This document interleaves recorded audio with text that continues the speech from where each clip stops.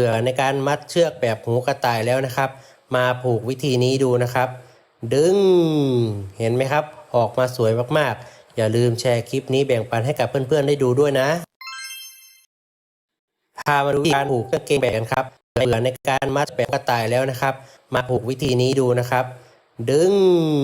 เห็นไหมครับออกมาสวยมากๆอย่าลืมแชร์คลิปนี้แบ่งปันให้กับเพื่อนๆได้ดูด้วยนะ